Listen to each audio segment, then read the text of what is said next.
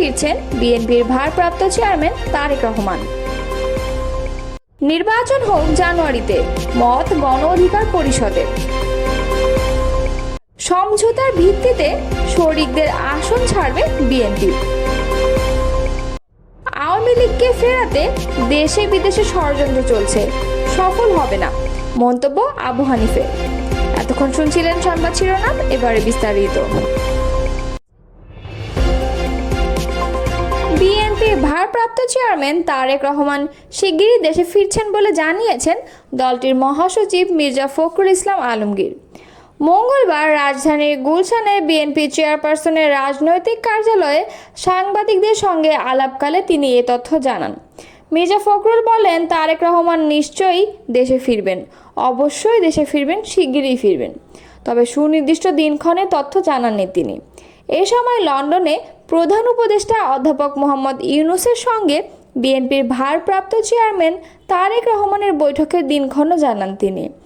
এ সময় এপ্রিলে নির্বাচন নিয়ে বিএনপির অবস্থান কী হবে এ বিষয়ে গণমাধ্যমের পক্ষ থেকে জানতে চাওয়া হয় বিএনপি মহাসচিব মির্জা ফখরুল ইসলাম আলমগীরের কাছে। প্রশ্নের জবাবে মির্জা ফখরুল বলেন, দেখুন, এই বিষয়ে আমরা দলগত কোনো সিদ্ধান্ত নেইনি। আমরা আশা করছি যে সরকারকে একটা বিবেচনা করতে কিছুটা বলা যেতে পারে, বাস্তবতার পরিপ্রেক্ষিতেই তারা বিবেচনা করবেন। বিএনপি মহাসচিব বলেন, সময়টা তো ঠিক না। আমি প্রথম দিন বলেছি, time is not good for election. April মাস আপনার রোজার মাস, রোজা শেষ হবে, ঈদ শেষ হবে, এর কয়েকদিন পরে নির্বাচন। আপনি ভাবেন রোজার মাসটায় প্রার্থীদের কি অবস্থা হবে, রাজনৈতিক কর্মীদের কি অবস্থা হবে। আমি নিজেই এখন চিন্তিত যে প্রত্যেক দিন আমাকে ইফতার পার্টি করতে হবে। ইটস নো জোক, এটা বিরাট ব্যাপার। প্রার্থীদের ব্যয় দ্বিগুণ হয়ে যাবে এবং এই ক্ষেত্রে আমরা চিৎকার করি অর্থ ব্যয় কমাতে হবে, ওই সময় হলে তো ব্যয় বাড়বে। তিনি বলেন, শুধু তাই নয়, ওই সময় প্রচণ্ড গরম থাকবে, আবহাওয়া, ঝড় বৃষ্টি আছে। দিনের বেলা আমরা যে নির্বাচনী কালচার জনসভায় করতে হয়, সেই জনসভায় লোকজন আনাটাই মুশকিল হবে। রোদের মধ্যে কে আসবে? রাত্রিবেলা মিটিং করতে হবে। বাংলাদেশের বেশিরভাগ সময়ে ডিসেম্বর, নভেম্বর, জানুয়ারির মধ্যে নির্বাচন হয়েছে। দুবার বোধহয় হয়েছে ভিন্ন সময়ে। দুই ইলেকশনে ঝামেলা ছিল। ত্রয়োদশ জাতীয় সংসদ নির্বাচনী আগামী 2026 সালের এপ্রিলের প্রথমার্ধে যে কোনো দিন ঘোষণা করেছেন অন্তর্বর্তী সরকার। এর প্রেক্ষিতে কথা বলেছেন গণ অধিকার পরিষদের উচ্চতর সদস্য ও দপ্তর সম্পাদক শাকিলুজ্জামান।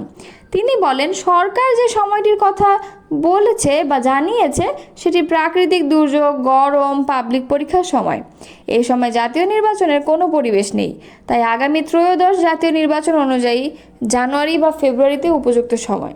মঙ্গলবার বিকাল 5টায় টাঙ্গাইলের ভুইয়াপুর গ্রামে এবং পৌর শহরের বাসস্ট্যান্ড এলাকায় গণ অধিকার পরিষদের 21 দফা ঘোষণাপত্রের লিফলেট বিতরণকালে তিনি এসব কথা জানিয়েছেন।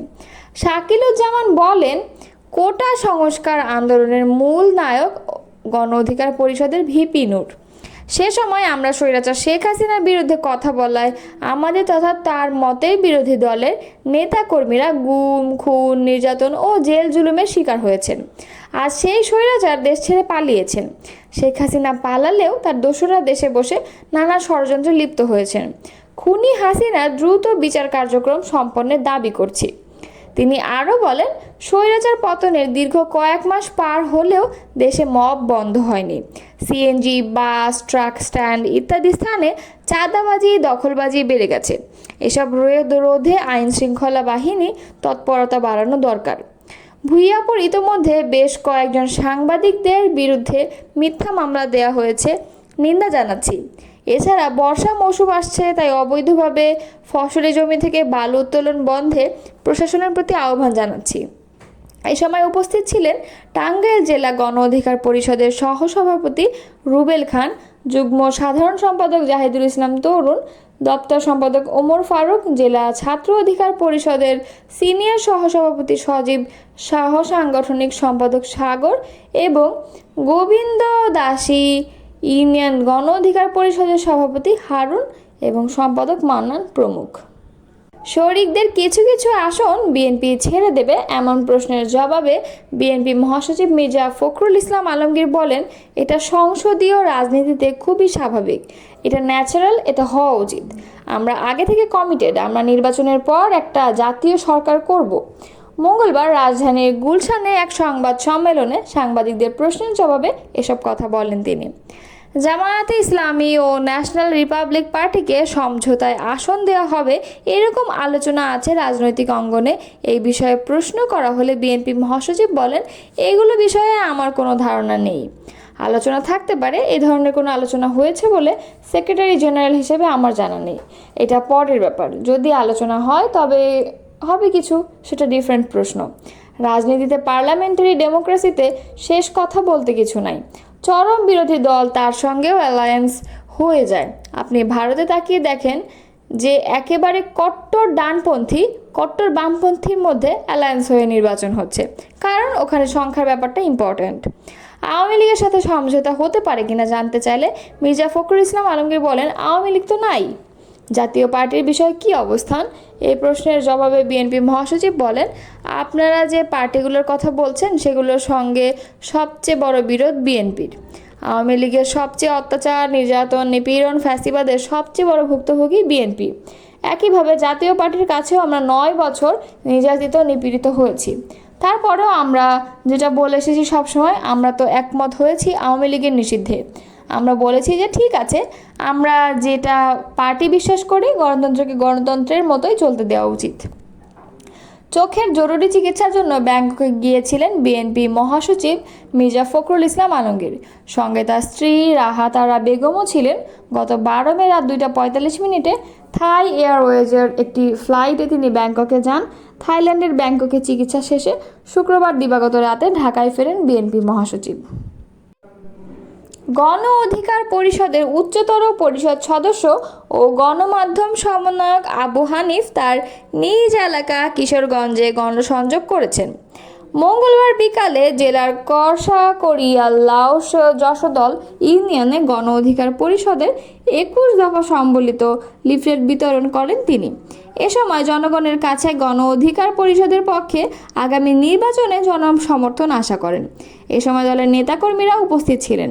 লিফলেট বিতরণ ও গণসংযোগ শেষে সংক্ষিপ্ত বক্তব্যে গণ অধিকার পরিষদের উচ্চতর পরিষদ সদস্য ও গণমাধ্যম সমন্বয়ক আবু হানিফ বলেন, আওয়ামী লীগ বাংলাদেশে জুলাই আন্দোলনে গণহত্যা চালিয়ে মানবতা বিরোধী অপরাধ করেছে। তাদের শাস্তি হওয়ার আগে এই দেশের মানুষ রাজনীতি করার অধিকার দিবে না।